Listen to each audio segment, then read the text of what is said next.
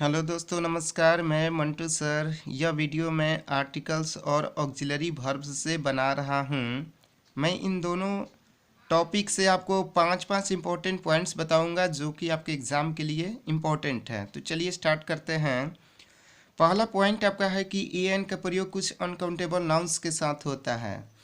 जैसा कि आपको जानते हैं कि ए एन का प्रयोग अनकाउंटेबल नाउन्स के साथ नहीं होता है, लेकिन मैं यहाँ पर फिर भी आपको बता रहा हूँ कि ए एन का प्रयोग कुछ अनकाउंटेबल नाउन्स के साथ होता है। एग्जाम्पल आपका है have a beer, have a सेब।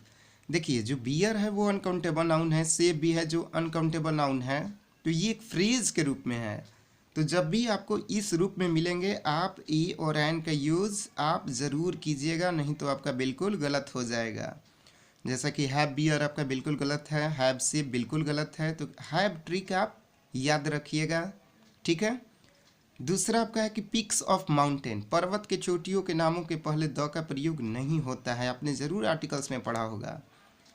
तो बहुत सारा माउंटेन जो है आपका, जो है चोटी, पिक्स ऑफ माउंटेन्स, पर्वत की चोटी बहुत सारे हैं। तो कितने को याद रखिएगा, तो उसके लिए मैं एक आपको ट्रिक बता रहा हूँ कि माउंट, माउंट वर्ड आप याद रखिएगा। जिसमें माउंट लगा होगा याद रखिएगा, उसके पहले आपको द का यूज़ नहीं करना है, क्योंकि वो सब क्या होंगे, आपके चोटी होंगे।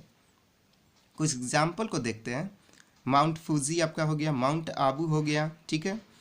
तीसरा पॉइंट आप देखिए, he has bought a piano, he has bought the piano, दोनों में कौन सही है। तो म्यूजिकल इंस्ट्रूमेंट्स का प्रयोग आप यदि काउंटेबल नाउन के रूप में करते हैं तो आप द का प्रयोग नहीं करते हैं, क्योंकि आपका सेंटेंस इनकरेक्ट हो जाएगा। तो जब भी काउंटेबल नाउन के रूप में होगा तो आप हमेशा ए एन का यूज़ करें, ठीक है। और काउंटेबल नाउन के रूप में नहीं होगा तो आप द का यूज़ बिल्कुल कर सकते हैं, बिल्कुल आपका सही होगा। He has bought a piano बिल्कुल सही है, क्योंकि यहाँ पे देखिए ही हैज़ बाउट, उसने एक पियानो खरीदा है, यानी काउंटेबल नाउन के रूप में बात हो रहा है। तो ये आपका बिल्कुल सही है। चौथा पॉइंट की तरफ बढ़ते हैं, सुपरलेटिव एडवर्ब्स, सुपरलेटिव एडजेक्टिव्स। अब आप सोचते होंगे आखिर ये है क्या। तो देखिए, यहाँ से मैं आपको एक इम्पॉर्टेंट पॉइंट बताने का प्रयास कर रहा हूँ। डिग्री तो दो का होता है भाई, कौन कौन एडजेक्टिव और एडवर्ब का। मैं यहाँ पे दो सेंटेंसेस के माध्यम से मैं आपको कुछ बता रहा हूँ। देखिए, which persons do you like most, यहाँ पर अगर बात करें तो आपने पढ़ा होगा कि भाई सुपरलेटिव डिग्री के पहले द का प्रयोग होता है, बट यहाँ पे मोस्ट के पहले द है नहीं। वाई, क्यों। और सेकंड की बात करें तो he is the most handsome boy in my village, यहाँ पे मोस्ट के पहले द हो गया। आखिर क्यों, ऐसा क्यों हो रहा है। एक के पहले द नहीं और दूसरे के पहले द का यूज हो रहा है।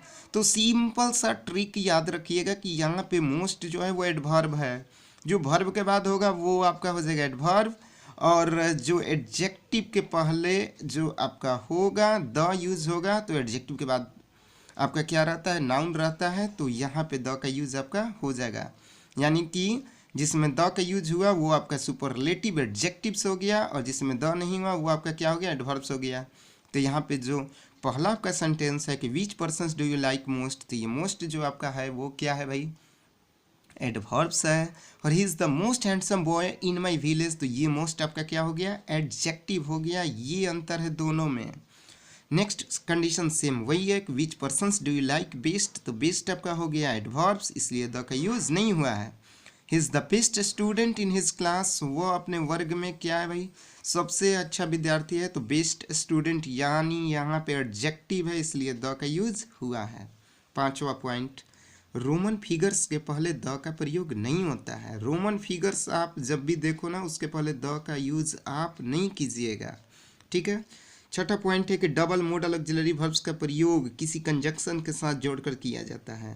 कहने का अर्थ है कि जो मॉडल ऑक्सिलरी वर्ब्स 10 होते हैं उनको आप एक साथ नहीं लिख सकते हैं। जब भी उनको लिखना होगा तो आप किसी कंजक्शन को लेकर ही लिख सकते हैं। जैसा कि मैंने एक लिखा हुआ है, he should and must go there, बिल्कुल सही है आपका। सातवां पॉइंट है कि डू डज डिड के बाद वर्ब वन का प्रयोग होता है। डू डज डिड के बाद वर्ब वन का प्रयोग होता है। आई डू नॉट खाली स्थान है, देयर, गो, वेंट, गॉन, बिल्कुल आपका सही है। ए नंबर गो होगा, डू डज डिड के बाद वर्ब वन का प्रयोग होता है, याद रखिएगा। आठवां पॉइंट है कि one was honest and 5 dishonest, बिल्कुल गलत है, क्योंकि देखिए यहाँ पे दो सब्जेक्ट की बात हो रही है तो दो वर्ब भी होंगे, इसलिए सेकंड सही है, one was honest and 5 were dishonest. 9 number है यूज टू और यूजेस टू का यूज मैं सिंपल सा आपको बता दे रहा हूँ कि आप प्रेजेंट इंडेफिनिट में नहीं कर सकते हैं, कभी नहीं होता है। जब भी आपका होगा सिंपल पास्ट टेंस में होगा। तो यूज टू और यूजेस टू का प्रयोग आप कभी भी प्रेजेंट हैबिट को बताने के लिए नहीं कर सकते हैं। सेंटेंस आपका बिल्कुल गलत हो जाएगा। Point number 10, am is are was were will be shall be के बाद क्या होता है भाई, वर्ब फोर का प्रयोग होता है। Am is are was were will be shall be के बाद वर्ब फोर। ये बेहद इंपॉर्टेंट पॉइंट आपका है 10 नंबर। इससे तो क्वेश्चंस बिल्कुल ही पूछे जाते हैं। You will be going there, you will be going there बिल्कुल सही आपका। यदि बी नहीं रहता तो आपका ये सेंटेंस इनकरेक्ट हो जाता। ठीक है, तो आपका 10 नंबर पॉइंट आपका हो गया। Am is are was were will be shall be के बाद आपका V4। तो ये आपके हो गए टॉप 10 पॉइंट्स, जो कि 5 मैंने आपको आर्टिकल्स से बताया है और 5 में ऑक्सिलरी वर्ब्स से बताया है, क्योंकि ये दोनों टॉपिक्स में पढ़ा दूँ हैं स्पेशल फॉर 12th के लिए। ये इस साल 2021 की मैं बात कर रहा हूँ, तो इन दोनों टॉपिक्स को पढ़ा दिया हूँ, इसीलिए इन दोनों से मैं 5 इंपॉर्टेंट पॉइंट्स आपको बताया हूँ। तो आप इस जो भी पॉइंट्स मैं बताया हूँ इसे आप नोट कर लीजिएगा और प्रयास कीजिएगा कि जो ग्रुप है उसमें ये आप नोट करके सेंड कर दीजिएगा। ओके, धन्यवाद।